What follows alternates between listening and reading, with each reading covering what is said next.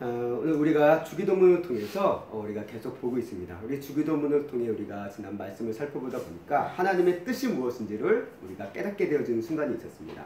하나님의 뜻이 무엇이냐라고 했을 때 우리는 뭐 영혼 구원이다, 뭐 전도다라고 얘기를 했지만 그 영혼 구원과 전도를 위한 그 궁극적인 뜻도 하나님의 마음이 무엇이냐라고 했을 때 그것은 하나님께서 주시는 샬롬, 평강이다라고 우리는 이야기했습니다. 하나님은 이 하나님 나라의 이 샬롬, 이 평강이 이 땅에서도 이루어지기를 원하고 계시고 또 이를 위해서 우리 성도의 삶이 그와 같은 샬롬, 평강을 누리면서 살아가기를 누구보다도 원하시는 분이 우리 아버지 되시는 하나님이시다라고 우리 주기도문 말씀을 통해서 우리가 쭉 말씀을 계속 묵상하고 있습니다. 그러니까 이런 샬롬의 관점, 평강이라는 관점에서 우리가 빼놓을 수 없는 기도가 있다라고 한다면 그것은 뭐냐라고 했을 때 고난과 관련된 문제, 이게 인생의 어떤 시험과 관련된 문제가 우리 기도 안에서 빠질 수 없을 것이다 라는 생각을 자연스럽게 해볼 수밖에 없습니다. 우리가 우리 사람들의 인생, 우리 인간의 인생, 우리의 인생이라는 것은 흔히 어떤 얘기를 합니까? 고난의 연속이다 라고 이야기를 합니다. 그래서 우리 삶 가운데 고난이 없는 인생이 없죠. 어려움이 없는 인생이 없습니다. 누구나 다 크고 작은 어려움 속에서 살아가고 있다라는 것을 부인할 수가 없다라는 것이죠.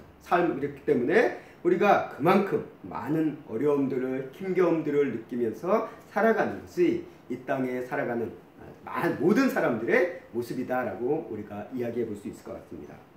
이런 인생들의 모습을 우리가 생각해 본다면 예수님께서 이런 기도를 가르쳤을 때 이런 기도가 나와야 될 것 같습니다. 어떤 기도냐면 우리를 고난과 환난을 겪게 하지 마옵시고 라는 이런 기도나 우리에게 고난과 환난에 빠지지 않게 하옵시고 라는 기도가 나와야 될 것 같아요. 그런데 오늘 예수님께서 우리에게 가르쳐 주신 이 기도에 보면은 뭐라고 가르쳐 주고 계시냐면 우리를 시험에 들게 하지 마시옵고 라는 기도로 우리에게 가르쳐 주고 계신다는 것입니다. 그렇다면 여기서 얘기하는 시험이란 도대체 뭘까요? 그러니까 이 시험의 의미가 무엇인지를 알아야지만 예수님께서 말씀하신 우리를 시험에 들게 하지 마옵소서라는 이 기도의 의미가 좀 더 우리에게 명확해질 수 있다라고 우리가 생각이 되어집니다. 그렇기 때문에 오늘은 이 말씀을 통해서 예수님께서 얘기한 우리를 시험에 들게 하지 마옵소서라는 이 시험이 무엇인가에 대해서 우리가 먼저 살펴보면서 이 기도의 필요성을 우리가 다시 한번 되새겨보는 시간이 되어지기를 원합니다. 예수님께서는 왜 우리에게 우리를 고난에 들게 하지 마옵소서, 고난이 없게 하옵소서, 환난에 빠지지 않게 하옵소서, 환난이 오지 않게 하옵소서 라고 기도를 가르쳐 주시지 않고 우리를 시험에 들게 하지 마시옵고 라는 기도로 가르쳐 주셨을까요? 그 이유는 가장 큰 이유 중 하나는 우리 인생 예수님께서 말씀하시기를 예수는 믿는 자들은 이 땅에서 반드시 고난을 겪는다라고 얘기했습니다. 환난을 겪을 것이다 라고 얘기했습니다. 그러나 하나님의 어떤 말씀이 있었기 때문에 이거에 대한 기도에 대해서 직접적으로 말씀하시지 않은 것도 있을 것 같다라는 생각을 들게 되어집니다. 물론 그것이 있다라고 해서 그런 기도를 하지 말라라는 의미는 아니에요. 그럼에도 불구하고 예수님께서는 그 고난이나 환난이라는 어떤 사건 자체에 단편적으로서 어떤 기도를 하라라는 이야기보다는 시험에 들게 하지 마옵소서라는 이야기로 이 모든 것들을 포괄해서 우리에게 이야기해주고 계신다라고 우리가 보는 것이 좀 더 더 옳은 이해가 아닐까라고 생각되어집니다. 그렇다면 우리가 시험과 고난 혹은 환난이 다른 게 뭘까요? 우리가 보통 시험이 하면 고난도 시험으로 우리는 생각할 때가 많습니다. 고난이 오면 이것도 시험이야, 환난이 오면 이것도 시험이야 라고 우리는 이야기하는 경우도 있는데요. 우리가 이 말을 굳이 억지로 좀 구분해 본다라고 한다면 이건 제 개인적인 구분입니다. 어떤 신학적이라든가 어떤 무슨 철학적인 그런 심리학적인 구분이 아니라 제가 말씀을 묵상하면서 한번 이렇게 구분해 봤어요. 우리가 고난과 환난이라고 하면은 말 그대로 어떤 상황입니까? 어렵고 힘든 상황을 얘기하고 있습니다. 다시 말해 외적으로 오는 어떤 힘겨운 상황들, 대부분 고난과 어려움들은 이런 외적인 상황에서 오는 어려움과 힘겨운 상황들을 우리가 바라보면서 이야기하고 있다는 것입니다. 그렇다면 그러면 시험은 뭘까? 시험은 어떻게 보면 시험에 대해서 생각을 해보니까 시험이라는 것은요 항상 반드시 힘들고 어려운 순간에만 오는 것이 아니다라는 거예요. 시험은 언제 오느냐? 힘들 때도 옵니다. 어려울 때도 옵니다. 그런데 평안할 때도 시험은 와요. 시험은 와요. 다시 그렇기 때문에 시험은요 어떻게 보면 외적인 환경이라는 어떤 외부적인 어떤 영향에서 오는 고난과 환난과는 다르게 어떻게 보면 우리 내적인 부분, 우리 성도들의 어떤 심령의 상태, 마음의 상태나 이런 내적인 부분에서 오는 그런 문제다라고 우리가 볼 수 있을 것 같다라는 생각이 들었습니다. 그렇기 때문에 고난과 환난이라는 것은 어떤 특별한 상황과 정말 시점, 어떤 사건을 통해서 우리에게 오는 어떤 좀 한정된 이야기라 순간이라고 한다면, 시험이라는 것은 상황과 여건과는 상관없이 항상 우리의 마음속에, 우리의 삶 가운데, 일상 속에 늘 있다라는 것을 오늘 말씀을 준비하면서 제가 느끼게 되었습니다. 이렇게 본다면 시험이라는 것은 결국 무엇이냐? 고난과 환난의 경우도 이 시험 안에 포함될 수 있다는 것입니다. 그래서 고난을 겪을 때, 환난을 겪을 때 우리가 겪는 시험이 뭡니까? 고난과 환난 속에서 오는 어떤 유혹과 시련들에 대해서 죄를 짓고 이런 하나님을 떠나고 하는 그런 모습들이 그 안에서도 얼마든지 나타난다는 것이죠. 그래서 이런 힘겨운 상황 속에서 마음과 생각에 작용하는 이런 시험, 이것들이 분명 있다라고 저는 생각이 들었습니다. 그렇기 때문에 시험이라는 것은 본질적, 고난과 환난이라고 봤을 때는 좀 본질적인 면에서는 좀 다를 수 있지만, 또 크게 본다면 이 고난과 환난이라는 상황마저도 이 시험 안에 포함될 수 있다라고 저는 생각이 들었다라는 것이죠. 그렇기 때문에 예수님께서는 우리를 시험에 들게 하지 마옵시고라는 기도를 하신 이유가 바로 여기에 있다라고 생각합니다. 모든 고난마저도 이 시험 안에 포괄될 수 있기 때문에. 그리고 다시 말해 예수님께서 우리에게 주신 이 말씀, 우리를 시험에 들게 하지 마시옵고라는 이 기도를 하신 그 전제를 생각해 본다면, 이런 기도가 있다라는 것은 달리 얘기하면 어떤 의미가 있습니까? 우리가 항상 시험에 들게 되는 순간들이 있다라는 것이죠. 그렇기 때문에 예수님께서 이 기도를 가르쳐 주실 수밖에 없는 겁니다. 애초에 우리가 시험에 들지 않는 인생, 시험이 오지 않는 인생이라고 한다면 이 기도가 필요할 이유가 없죠. 그런데 이 기도를 예수님께서 제자들에게 가르치고 너희는 꼭 이렇게 기도하라라고 말씀하신 이유는 우리의 삶에게, 모든 사람들에게, 이건 성도와 비성도, 믿지 않는 사람들을 떠나서 이 땅을 살아가는 모든 인생들에게는 시험이 있다라는 거예요. 시험이 있다라는 것입니다. 우리가 아직 시험이 무엇인가에 대해서는 아직 구체적으로 보지 않았지만 시험이 분명 있다라는 것입니다. 시험이 없는 인생은 없다라는 것이죠. 그렇다면 이것이 하나의 전제 속에서 예수님께서 이 기도를 가르쳐 주셨는데요. 이제 이 시험이라는 것이 그럼 뭐냐라는 것을 우리가 먼저 이제 살펴보려고 합니다. 우리가 시험이 뭔가라는 것에 대해서 알기 위해서 먼저 단어적인 의미를 살펴볼 필요가 있습니다. 이게 헬라어로 쓰여졌는데요. 헬라어로 보면 페이라스모스라는 단어를 쓰고 있어요. 근데 이 단어 자체가 가지고 있는 의미는 좀 다양한 의미를 갖고 있습니다. 유혹이라는 말도 있고요, 시험이라는 말도 있고요, 시험이라는 말도 있고요, 경험이라는 말도 있고, 여러 가지 뜻이 포괄되어져 있는 단어입니다. 근데 이제 성경상으로 봤을 때 이 페이라스모스라는 이 단어는 크게 두 가지 관점에서 쓰여질 때가 많습니다. 하나는 뭐냐 하면 테스트로서, 시험의 테스트라는 시험이라는 의미, 말 그대로 우리가 흔히 시험 본다 라고 하면 그 테스트로서의 의미를 가지고 있는 그 시험과, 또 하나는 유혹이라는 의미로서의 시험으로 두 가지로 이제 갈라서 언급되어질 때가 성경에는 참 많습니다. 우리가 이 시험과 관련된 하나의 가장 대표적인 하나의 성경 구절을 본다면 이게 아닐까 싶습니다. 고린도전서 10장 13절 말씀 우리가 함께 읽어보도록 하겠습니다. 시작. 사람이 감당할 시험 밖에는 너희가 당한 것이 없나니 오직 하나님은 미쁘사 너희가 감당하지 못할 시험 당함을 허락하지 아니하시고 시험 당할 즈음에 또한 피할 길을 내사 너희로 능히 감당하게 하시느니라. 아멘. 자, 이 고린도전서에서도 시험이라는 말이 나옵니다. 헬라어 단어도 똑같은 단어를 써요. 이 단어를 쓰는데 이 고린도전서 10장에서 보여주는 이 시험이라는 의미는 어떤 의미에 가깝냐라고 본다면 테스트로서의 의미가 조금 더 크다라고 우리가 볼 수 있을 것 같습니다. 물론 유혹이라는 관점이 없지는 않지만 이 전체 하나의 맥락을 봤을 때, 이 하나의 구조를 봤을 때는 하나님께서 너희가 감당할 시험밖에는 주시지 않는다라고, 하나님께서 허락한다는 의미에서는 유혹보다는 테스트다라는 의미가 더 가깝다라고 우리가 볼 수 있을 것 같습니다.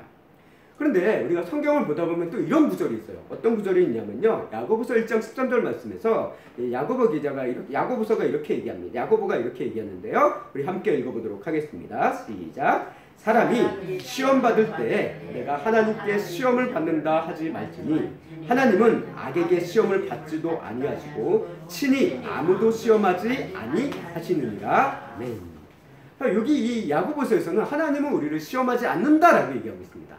근데 고린도전서에서는 사람이 감당할 시험밖에 없고 하나님의 미쁘사 감당할 시험과 허락지 않으시고 시험 당할 쯤에 또 피할 길을 주신다라고 이야기하고 계신다는 거예요. 고린도전서 말씀과 야고보서 말씀이 뭔가 좀 모순되어지는 이야기가 느껴진다는 거죠. 하나님은 시험을 안 하신다고 그러는데 왜 고린도전서에는 이 시험을 허락하시고 또 이제 뭐 시험을 이제 피할 길을 주시고 감당할 시험을 허락지 않으시고 이런 이야기로 이야기를 할 수 있을까요? 그 의미가 뭐냐라고 했을 때 이 야고보서에서 얘기하는 이 시험은 좀 관점이 다르다라고 우리가 볼 수 있습니다. 고린도전서는 테스트로서의 시험이 강하다라고 한다면 야고보서에서 얘기하는 이 시험은 뭐냐면 유혹에 대한 시험이라는 것입니다. 그래서 하나님은 어떤 사람들을 유혹하기 위해서 시험하시지는 않는다는 분이에요. 그런 의미로서 우리가 보게 되어집니다. 우리가 오늘 이 말씀을 보다 보면 오늘 이 말씀 야고보서 말씀에 하나님은 악에게 시험을 받는 분이 아니다 라고 얘기합니다. 그 이유는 무엇이냐? 하나님은 완전하신 분이거든요. 하나님은 전능하신 분이고 시험을 받으실 필요도 없고 받으실 이유도 없는 분입니다. 그리고 어느 누구에게 시험을 받을 수 있는 위치에 있는 분도 아니에요. 그렇기 때문에 악에게 시험을 받는 분도 아니고 악은 하나님을 시험할 수도 없고 시험할 자격도 없어요. 시험을 한다는 것은 적어도 동등하거나 그 위에 있는 사람들이 테스트를 하는 거예요. 시험을 하는 거잖아요. 근데 만약 누군가가 하나님을 테스트한다는 것은 하나님보다 윗줄이 있다는 거잖아요. 이거는 이게 성경적으로 말이 안 되는 거죠. 그렇기 때문에 하나님을 테스트하고 하나님을 어떤 시험할 수 있는 존재는 성경에 우리가 신학적인 이런 관점으로 봤을 때 없다라고 우리는 이야기할 수밖에 없기 때문에 야고보서도 얘기하는 거예요. 하나님은 악에게 시험을 받지도 아니하신다. 그리고 아무도 시험하지 않는다라고 얘기합니다. 근데 우리가 이 말씀을 보다 보면 우리 욥기서를 보면 사단이 꼭 하나님을 좀 시험하는 것 같은 그런 순간이 좀 묘사가 되어지는 순간이 있습니다. 그래서 욥기서 2장 3절 말씀을 보면 얘기하죠. 이 사단이 막 하나님께 천상회의 장면에서 하나님께 나와가지고 욥이 하나님의 충성된 종이라고 하는데 하나님께서 욥에게 복을 많이 주셨으니까 그가 하나님을 잘 믿는 거예요. 그러니까 그가 가진 거 다 뺏어보세요 라고 하면 뺏으면 하나님을 저주할 겁니다 라고 이제 약간 충동질하는 장면이 나오잖아요. 그 모습을 보면서 하나님께서 그럼 네가 욥에게 목숨만은 손대지 말고 그에게 고난을 허락한다 라고 하는 이런 장면이 나옵니다. 이런 장면을 보면 마치 하나님이 이 사단에 의해서 꼭 시험을 당하고 충동질 당하고 한 것처럼 우리가 느껴질 수 있다는 거예요. 그런데 그런 말씀조차도 우리가 보기에는 그렇게 느낄 수 있지만 성경의 관점에서 그런 맥락을 봤을 때 이거는 사단이 하나님을 충동질하고 하나님을 시험한 것이 아니라 하나님은 이 사단의 모략마저도 하나님의 이런 악한 생각마저도 하나님의 선하신 뜻을 이뤄가기 위해서 잠시간 허용한 것에 불과하다라고 우리는 이 부분을 해석해야 될 것 같다라는 해석하면서 바라봐야 되는 것이 우리가 성경적인 관점에서 우리가 보는 신학적인 관점에서 옳은 해석이 아닐까라고 개인적으로 우리가 생각해보게 되어집니다. 이것은 어쨌든 사단이 하나님이 악에 시험받지 않는다라는 이야기를 하기 위해서 잠시 욥기에 대한 얘기를 이제 떠낸 거고요. 다시 본론으로 들어와서 하나님께서는 아무도 시험하지 않는다라고 얘기했습니다. 근데 하나님은 분명 성도를 시험하실 때가 있어요. 몇 가지 예로 들 수 있는 상황들이 있는데요. 대표적인 하나가 이제 아브라함에게 이삭을 바치라라고 하셨을 때 하나의 그 믿음을 좀 테스트하셨던 장면이 있습니다. 근데 이 경우는 좀 매우 특별한 경우예요. 매우 특별한 경우입니다. 하나님께서 이런 식으로 요구하시는 경우는 거의 없었어요. 거의 없습니다. 아브라함에 대해서는 어떻게 보면 그런 좀 특별한 요구를 하셨고 그 이외의 경우들을 바라보면 아브라함의 이런 특별한 사항들을 나머지 경우들의 사람들을 바라보면 하나님께서 성도들을 시험하시는 경우들을 봤을 때 어떤 공통점이 있는 것을 하나 보게 되어지는데요. 몇 가지 이 상황을 잠깐 보도록 하겠습니다. 우리가 사사기 2장 22절 말씀을 보면요. 하나님께서 이런 말씀을 하십니다. 함께 읽겠습니다. 시작. 이는 이스라엘이 그들의 조상들이 지킨 것 같이 나 여호와의 도를 지켜 행하나 아니하나 그들을 시험하려 함이라 하시니라. 이것은 이스라엘 백성들이 가나안 정복 전쟁을 치르고 이제 어느 정도 이 정복 전쟁이 완수가 되어지고 중심되어지는 핵심적인 지역들을 점령한 다음에 이제 아직 점령해야 될 지역들이 많이 남아 있었잖아요. 그 점령해야 될 지역들을 남겨뒀는데 이 이스라엘 백성들이 순종을 안 해요. 끝까지 점령을 안 합니다. 그러다 보니까 하나님께서 그런 백성들의 불순종의 모습을 보고 얘기하시는 거죠. 내가 남겨둔 이 가나안 민족들을 내가 이제 더 이상 쫓아버리지 않겠다. 그리고 남겨두겠다. 그리고 뭐랍니까? 이들을 통해서 내가 너희의 믿음을, 너희의 하나님에 대한 순종과 불순종을 테스트하겠다, 시험하겠다라고 하신 말씀이 바로 이 사사기 20장 22절 말씀에 나와 있는 이야기입니다. 아멘. 하나님께서 이렇게 테스트를 하시려고 하는 거예요. 하나님께서는 이같이 성도의 믿음을 보시기 위해서 시험을 허락하실 때가 있어요. 허용하실 때가 있습니다. 근데 이조차도 하나님께서 일방적으로 시험 과정을 준비하고 시행하는 것이 아니에요. 어떻게 보면 고난과 시험이라는 이 모든 것들은 언제부터 생겨나냐면 아담과 하와의 타락 이후, 선악과 사건 이후로부터 죄가 들어옴으로 인해서 우리 인생에 이 땅에서 생겨난 일이다라고 성경은 우리에게 얘기합니다. 결국 사단이 주는 유혹과 고난이 남아있는 이 세상 속에서 우리가 살아가는 순간순간마다 만나는 일상과 고난 속에서 믿음과 불신 또는 순종과 불순종이라는 선택의 순간이 우리 앞에 늘 두어지게 된다는 거죠. 그때마다 하나님은 어떻게 보면 성도의 믿음을 보시는 거예요. 얘가 어떤 선택을 하는가 라고 바라보고 계시는 거죠. 그래서 이런 테스트에 성공한 사람도 있고 실패한 사람도 있습니다. 그것을 성경은 모두 다 기록하고 있어요. 우리가 다윗에 대해서도 우리가 얘기할 때 하나님 앞에 어떻게 보면 많은 신앙의 테스트에 성공한 사람이기도 했지만 또 어떤 면에서는 테스트에서 실패한 순간도 있었어요. 실패한 순간도 있었어요. 그래서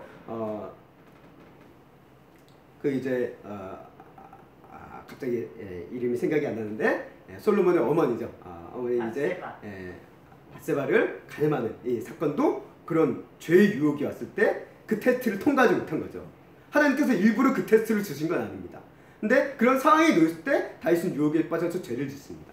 그리고 어떤 인구를 계수할 때 이제 인구 조사할 때도 어떻게 보면 자신의 어떤 업적이라든가 이런 것들을 알아보고자 했던 어떤 교만에 대한 죄에 대한 유혹에 넘어가서 또 그것을 하다가 하나님의 어떤 테스트에 또 넘어졌죠.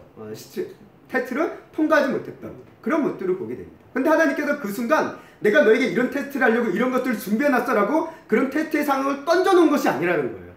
던져놓은 것이 아닙니다. 어떻게 보면 요셉의 시험도 그렇고요, 다윗의 시험도 그렇고, 또 다니엘과 세 친구의 시험도 그렇고요, 이게 모든 인생의 상황 속에서 오는 시험이었지만 하나님께서 이들이 이런 시험 속에서 그들이 실패해서 죄에 빠지게 하기 위해서 그런 악의를 가지고 그런 테스트를 그들에게 던져주신 게 아니라는 거예요. 오히려 우리 많은 성도들이 하나님께서 시험을 허락하신다, 테스트로서의 시험을 허락하신다라는 것은 하나님께서 일부러 시험 과정을 준비한다라기보다는요, 세상의 악함 속에서 어떻게든 사단의 어떤 이런 악한 수술 속에서 일어나는 이 상황을 오히려 하나님께서는 그것을 통해서 성도들의 어떤 믿음을 보시고 또 그 안에서 믿음으로 일어날 수 있도록 때로는 도와주시고 하는 이런 과정들을 통해서 하나님의 선하신 뜻을 이루어가는 그런 테스트의 과정으로 사용하신 거지, 하나님께서 그런 과정을 준비해 주셔서 우리 앞에 던져두신 것은 아니다라는 것입니다. 그래서 하나님께서는 누구를 친히 시험하지 않는다라는 의미가 이런 의미로서 볼 수 있을 것 같아요. 사람들 앞에 어떤 선택의 순간에 일부러 던져놔서 네가 뭘 선택한지 내가 보마! 이게 아니라는 것이죠. 어떻게 보면 매 순간 유혹이, 사단이 우리에게 주는 유혹들이 있는데 하나님께서는 그 유혹의 방법을, 사단은 그것들을 우리를 죄에 빠뜨리게 한 덫으로 사용하지만 하나님께서 이 유혹의 과정 속에서 우리가 그것이 하나님의 믿음을 성장할 수 있는 방향으로 쓸 수 있도록 우리 안에서 성령님께서 역사하시고 그런 믿음으로써 이겨나갈 수 있는 그런 테스트의 과정으로 하나님께서는 그것을 하나님의 선한 뜻을 위해서 바꿔서 하나님의 뜻을 이루는 과정으로서 하나님께서는 사용해 가신다라는 것입니다. 그래서 모든 것이 합력하여 선을 이룬다라는 의미로서 우리가 바라볼 수 있게 된다라는 것이죠. 이런 의미로서 봤을 때 유혹이라는 것은 처음부터 우리가 사람들 뭔가에 걸려들게 하기 위한 덫입니다. 그럼 하나님의 시험은 덫이 아니에요. 유혹이 아닙니다. 하나님께서는 시험을 통해 성도들의 믿음을 보고요, 죄의 문제와 연약함을 깨닫게 하시고 그를 통해서 하나님께 돌아오게 하기 위한 과정이다 수단으로서 이런 시험이라는 어떤 과정을 하나님께서는 허용하시고 또 그것들을 하나님의 선한 뜻을 이루기 위해서 사용하시는 것이지, 그것을 일부러 만들어 두시지 않는다는 것입니다. 그래서 야고보서 말씀, 하나님은 아무도 친히 시험하지 않는다, 유혹하지 않는다라는 말씀을 하셨고, 그 다음 이어지는 구절에서 이런 얘기가 나옵니다. 1장 10절 말씀 함께 읽겠습니다. 시작. 오직 각 사람의 시험을 받는 것은 자기 욕심에 끌려 유혹됨이니. 우리 인생에게 오는 시험, 많은 대다수의 시험은 자기 욕심에 끌려서 우리가 스스로 그 시험에 빠져들어간다는 것입니다. 그래서 사단이 둔 덫에 스스로 들어가는 거예요. 그 미끼를 무는 겁니다. 그래서 사람이 유혹에 빠져, 유혹이라는 이 시험을 받는 건 전전이 자기 욕심 때문이지 하나님 때문이 아니라는 거예요. 우리가 시험을 겪을 때, 힘겨운 상황이 올 때 우리 사람들은 이야기합니다. 이 야고보서 이 말씀이 나온 배경이 뭐냐면, 어려운 일을 겪을 때, 시험을 당했을 때 하나님은 원망한다는 거예요. 하나님 왜 나에게 이런 시험 빠지게 해요?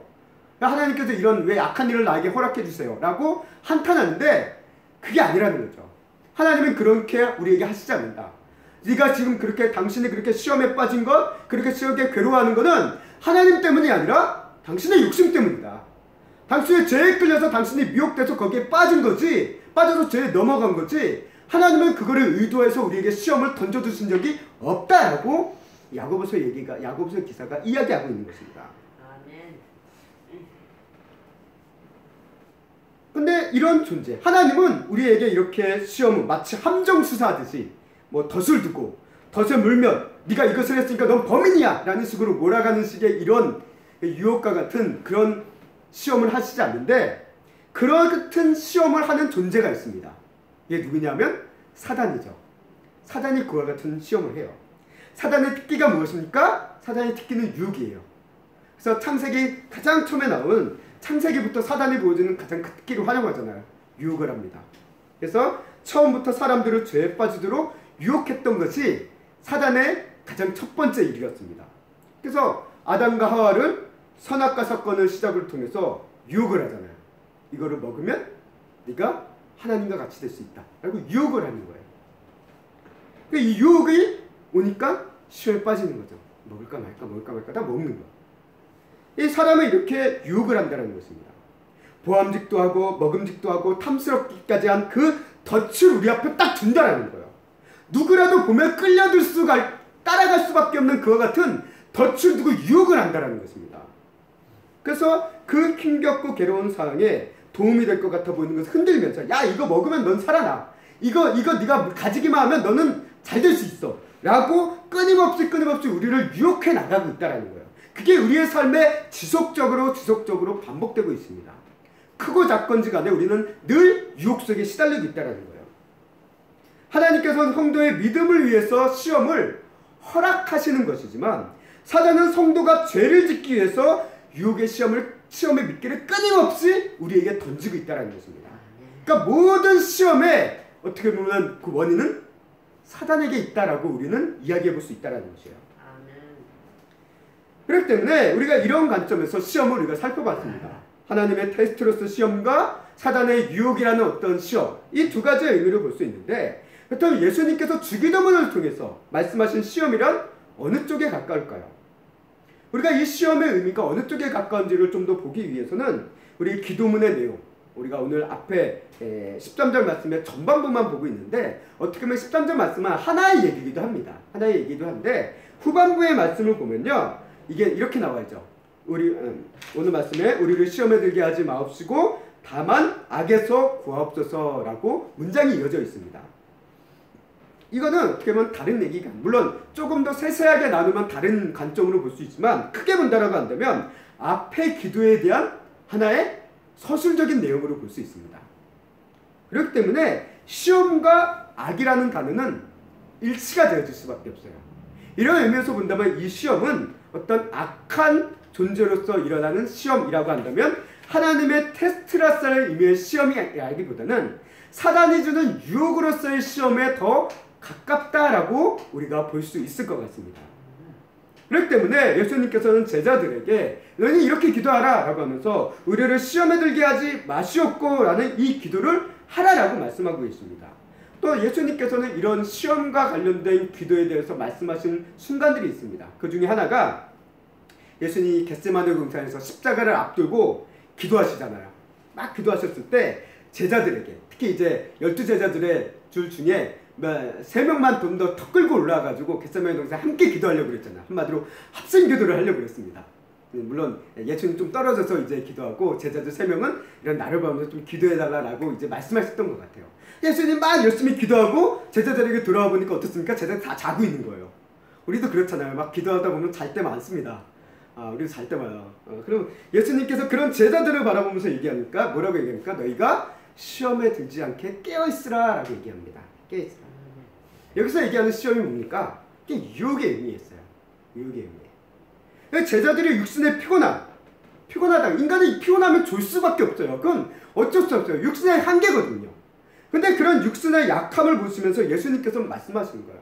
근데 그런 육신의 약함 속에서 오는 약함 때문에 하나님의 뜻을 이루지 못하고 있는 그런 육신의 연약함을 보면서 그런 시험에 들지 못하는 너희를 위해서 깨어 기도하라 라고 말씀하겠다는 것을 우리가 볼 수 있다는 것입니다.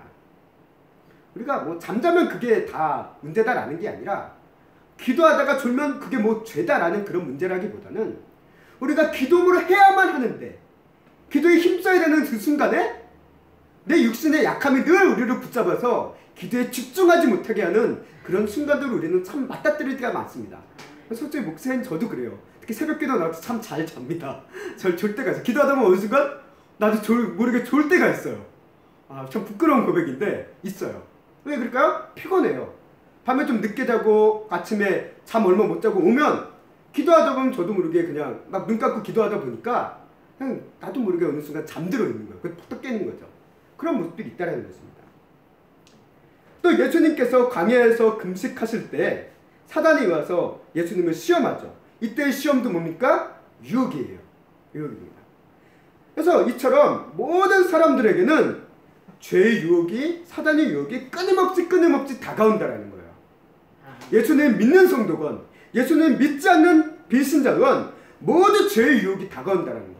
예수님 믿는다고 죄의 유혹이 다가오지 않는 게 아니라는 게 아니에요. 예수님 믿지 않는 사람들이라고 죄의 유혹이 없는 게 아닙니다. 모두 다 죄의 유혹이 있어요. 예수님 믿건 안 믿건 우리는 늘 끊임없이 이 땅을 떠나는 순간까지는 늘 죄의 유혹과 싸우면서 살아갈 수밖에 없는 그런 존재다라는 것을 예수님께서 우리에게 말씀하고 계십니다. 그렇기 때문에 이런 사단이 주는 이 시험과 같은 이 죄의 시험인 죄의 유혹, 이것에 들지 않게 하는 이 기도는 중요할 수밖에 없다는 거예요. 매번 이런 위험이 오니까, 이런 유혹이 오니까 우리가 매일의 삶에 크고 작은 죄를 향한 유혹, 이런 이 시험이 우리는 여전히 지금도 우리는 많습니다. 목건 어떤 크나큰 심각한 범죄를 저질러야지만 그게 시험이 아니에요. 우리가 하나님의 뜻을 이루기 위해서 하나님의 선하신 뜻에 순종하기 위해서 나아가야 될 것에 나아가지 못하도록 내 발못을 붙잡고 멈추게 만들고 넘어지게 하고 하는 그 모든 것들이 시험일 수 있다는 거예요. 아주 작은 부분서부터도. 주일날 이렇게 와서 예배를 드리는 것도 어떻게 보면 시험이에요. 아침에 일어나서 피곤하면 오늘 피곤하니까 못 갈 것 같아 라는 이런 유혹이 들 수 있잖아요. 몸이 좀 컨디션이 안 좋으면 못 갈 것 같아 라는 이런 유혹이 우리에게 들 수 있어요. 근데 그것을 이기고 나갈 수 있느냐 못하느냐, 이거에 따라서 우리의 믿음이 거기에 따라갈 수밖에 없다는 거죠. 이와 같은 여러 가지 시험들, 오늘 시험들이 있는데요. 그렇다면 우리는 왜 시험에 드는가 라고 봤을 때 세 가지의 이야기 관점을 좀 볼 수 있을 것 같습니다. 우리에게 시험을 드는 세 가지 측면이 있는데요. 첫 번째는요, 앞서 얘기했다시피 육신의 약함 때문에 그렇습니다. 우리 육신의 한계가 있어요. 예수님께서 말씀하셨습니다. 그 겟세마네 동산에서 잠든 제자들을 바라보면서 예수께서 마음에는 원이로되 육신이 약하도다 라고 얘기해요. 제자들이 예수님과 함께 올라서 겟세마네 동산에 예수님이 기도하실 때 그들이 기도할 마음이 없었던 게 아니에요. 그래서 이들도 예수님께 우리에게 기도를 가르쳐주세요 라고 할 만큼 기도에 열정이 있었던 사람들입니다. 그래서 이 주기도문이 나온 거잖아요. 기도할 수 있는 사람들이었어요. 그런데 문제는 뭡니까? 늦은 밤에 올라오니까 피곤한 거예요, 몸이. 그러니까 자기도 모르게 잠든 거죠. 마음에는 원해요. 우리 성도님들도 그래요. 우리 마음은 왜 하나님의 뜻대로 살고 싶은 원이 있어요. 그 뜻을 이루어가게 순종하고 싶어하는 그런 원함이 있습니다. 근데 뭐냐면 번번이 내 육신의 약함에 막혀버린다라는 거예요. 내 육신의 막함 때문에 멈춰버린다라는 거예요. 그래서 오늘은 좀 쉴래. 오늘은 좀 안 할래. 오늘 좀 기도 좀 적게 할래. 오늘 좀 말씀 그냥 안 볼래. 다음날 볼래. 이런 식으로 우리는 작게 우리가 스스로 한계를 두면서 멈춰버리는 그런 모습 속에 이런 작은 시험들이 우리에게 늘 다가오기도 한다는 거예요. 사도 바울도 그래서 이런 얘기를 합니다. 7장 23절 말씀에 이야기하죠. 함께 읽겠습니다. 시작. 내 지체 속에서 한 다른 법이 내 마음의 법과 싸워 내 지체 속에 있는 죄의 법으로 나를 사로잡는 것을 보는도다. 그러니까 내 안에 하나님의 뜻을 이루고자 하는 이 마음, 그런데 그것을 자꾸 붙잡고 브레이크를 거는 또 하나의 육신의 이 마음, 한계가 있다는 거예요. 우리는 어떻게 보면 이 문제 때문에 번번이 힘들어하고 때로는 이것 때문에 죄책감을 느끼게 돼요. 하나님의 자녀인데, 하나님의 믿음의 제자들인데 내가 왜 이것밖에 못할까? 왜 이렇게밖에 못 살까라고 우리 스스로 괴로워하며 한탄하는 그런 모습들이 우리 안에 또 있다라는 거죠. 그만큼 우리는 이런 육신의 한계에서 오는 유혹에 너무나도 약할 수밖에 없다는 것입니다. 사단이 광야에서 예수님을 찾아와서 시험할 때요, 사단이 주는 유혹, 3가지 시험이었죠. 그 유혹은 모두 인간의 육신과 육신의 생각과 관련된 유혹이다라는 것을 우리가 보게 됩니다. 그래서 40일간 금식일을 마치시고 한참 굶주리고 계신 예수님 앞에 이 사단이 뭐라고 하니까 떡을, 네가 하나님의 아들이면 떡을 돌로 만들어서 배불리 먹어라 라고 얘기하잖아요. 빵을 만들어서 배불리 먹어라 라고 했잖아요. 그 한마디로 뭡니까? 물질에 대한 유혹이에요. 네가 물질을 풍족하게 먹을 수 있지 않냐? 물질에 대한 유혹을 주는 겁니다. 너 높은 곳에 뛰어내려서 천사가 죽지 않게 너를 이렇게 보호하게 해라 라고, 하나님의 아들이면 그것을 보여봐라 라는 이야기를 하잖아요. 어떤 기적을 일으켜봐라 라고 얘기하잖아요. 하나님의 아들의 어떤 자격이라는 어떤 명예를 자극하는 것입니다. 네가 하나님의 아들이라는 그 명예의 그 것을 보여봐라 라는 것을 증명해보라 라는 이런 유혹. 그리고 천하만국을 보이면서 사단이 얘기하죠. 네가 나한테 절하면 내가 이것을 너에게 줄게 라고 얘기합니다. 이거 뭡니까? 권세, 권력에 대한 유혹을 줬습니다.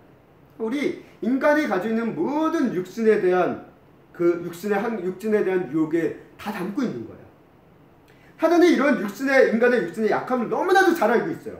그것을 항상 잘 공략한다는 거예요. 잘 공략한다는 거예요.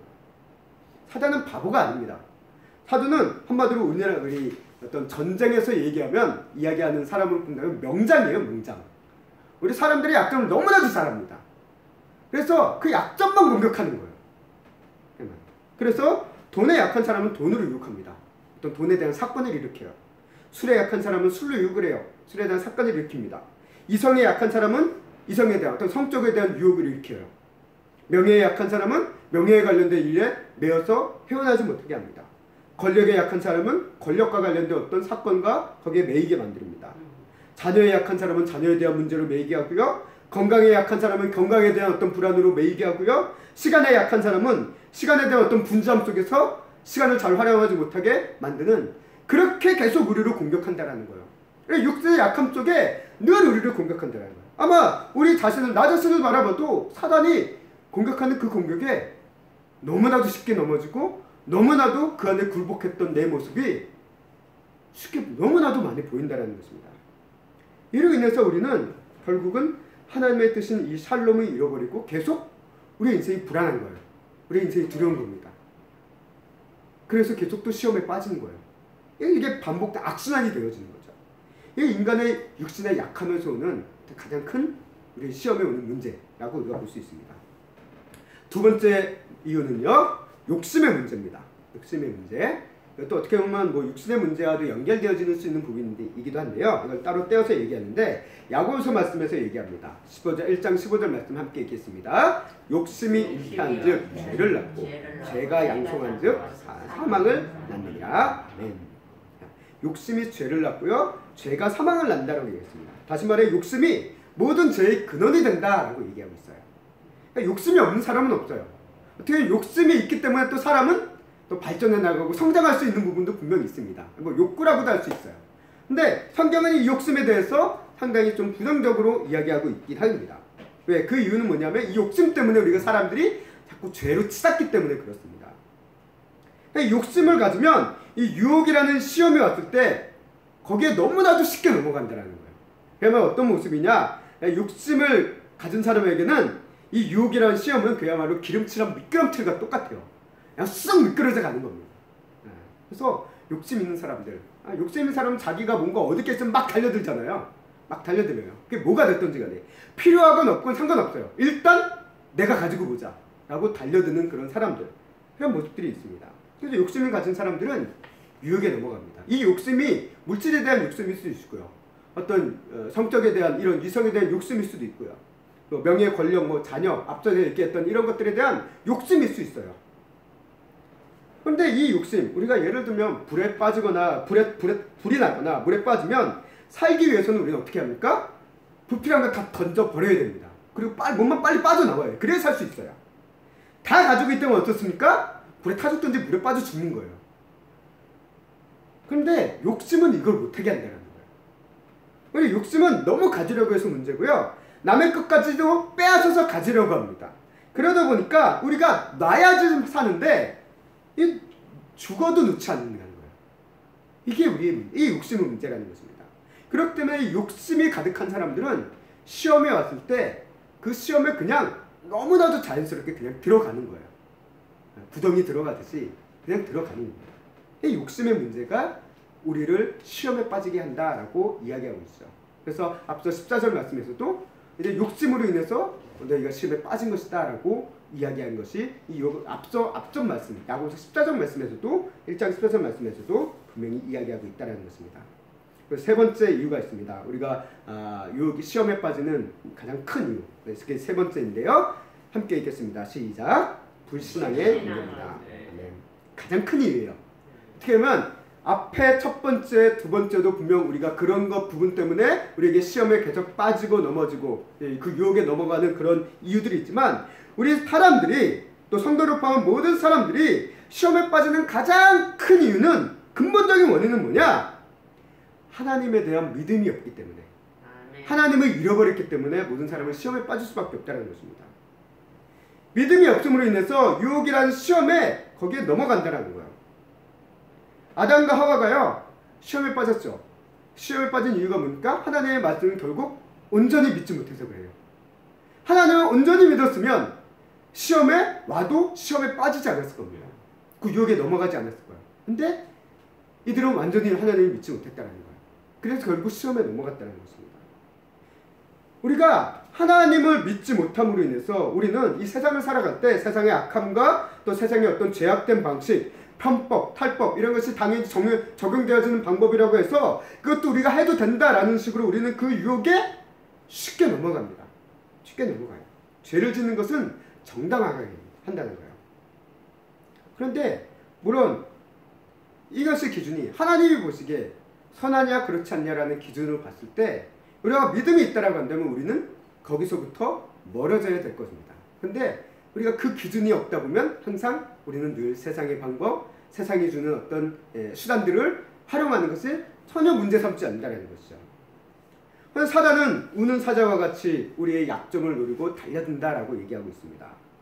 그래서 시험에 들게 하기 위해, 시험에 빠져 넘어지게 하기 위해 끊임없이 유혹이라는 이 시험을 미끼를 우리에게 던지고 있어요. 그러니까 여기에서 이것을 서서 벗어나기 위해서는 결국 가장 근본적인 힘은 어디에 있냐면 하나님에 대한 온전한 믿음밖에 없다는 거예요. 하나님의 그 은혜 속에, 성령님의 도우심 속에서 우리를 지켜주시는 것밖에 없다는 거예요. 내 힘으로는 시험을 이길 수가 없어요. 왜? 우리는 육신에 한계가 있으니까, 연약함이 있으니까 우리는 결국은 넘어갈 수밖에 없다는 거예요. 계속 유혹하다 보면 사람은 넘어갑니다. 넘어가요. 첫 번째는 거절할 수 있어요. 두 번째도 거절할 수 있어요. 근데 이게 계속되면요, 결국 넘어갈 수밖에 없다는 거예요. 그래서 이런 말 있잖아요. 10번째가 안 넘어가는 나무 없다라는 얘기가 있잖아요. 그게 뭘 의미하는 겁니까?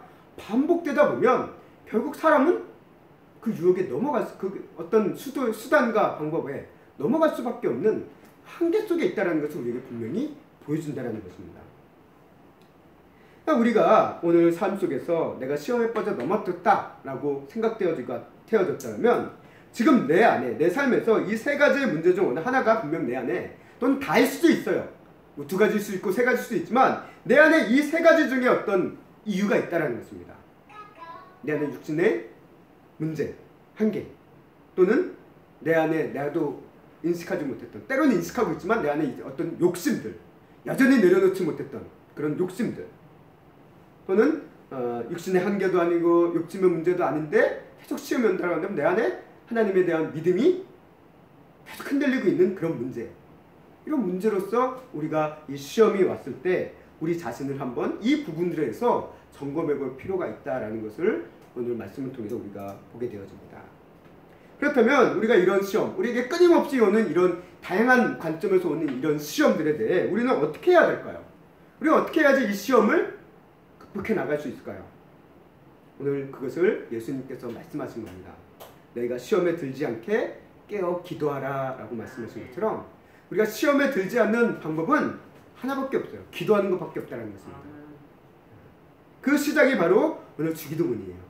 우리를 시험에 들게 하지 마옵시고 라고, 마시옵고 라는 이 기도. 그래서 이 기도를 가르쳐 주시는 겁니다.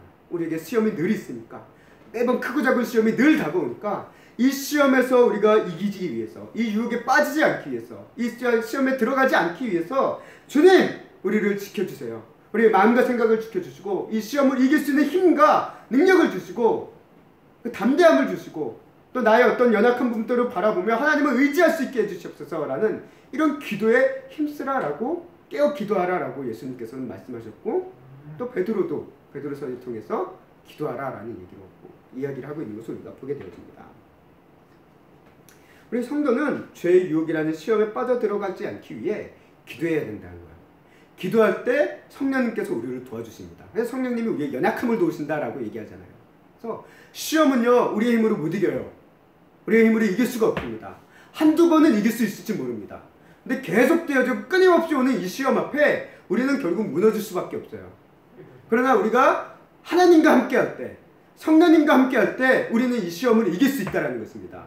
그렇기 때문에 우리에게 기도하라 라고 말씀하고 계신 거예요. 시험에 들지 않게 기도하라 라고 얘기합니다. 유혹의 순간이 왔을 때 뿌리치고 떠날 수 있는 용기, 이 담대함, 요셉과 같이 그런 뿌리칠 수 있는 용기가 있느냐, 담대함이 있느냐, 분별력이 있느냐, 이것이 우리에게 생겨야 되고 이것은 기도를 통해서 우리가 하나님으로부터 받을 수밖에 없다는 것입니다. 그래서 우리에게는 분명 크고 작은 유혹의 순간들이 있습니다. 늦잠을 자는 것, 게으름 피우는 것, 어떤 습관되어진 잘못된 습관의 모습들, 하나님의 말씀을 묵상하고 예배드리는 것보다 더 좋아하는 것들을 보아주는 모습들, 어떤 담배와 술의 어떤 문제들, 운동을 못하는 모습들, 여러 가지 봤을 때 그냥 일상으로 봤을 때 그게 죄 같지 않아 보이는 부분들이 있을 수 있어요.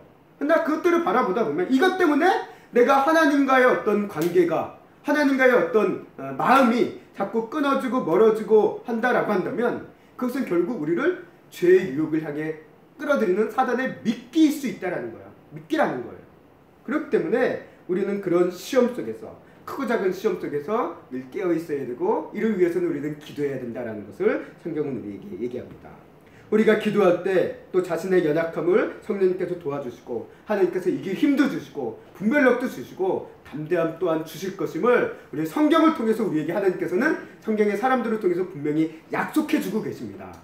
오늘 이 자리에 함께 계신 성도 여러분, 오늘 우리가 기도함을 통해 믿음으로 결단하고 이런 시험에 통해 오는 죄의 자리에서 떠나는 삶의 습관들을 또 바꿔나갈 수 있는 그런 용기와 담대함을 또한 가질 수 있는 우리 귀한 샘교회 성도님들이 되시기를 간절히 원합니다. 오늘 말씀처럼 우리를 시험에 들게 하지 마시옵고 라는 이 기도처럼 우리 샘교회 성도 모두에게 매일의 삶에 오는 크고 작은 시험 속에서 그 시험을 이기고 나갈 수 있는 하나님의 은혜와 힘과 능력이 함께 하시기를 주님의 이름으로 간절히 소망하고 축원합니다.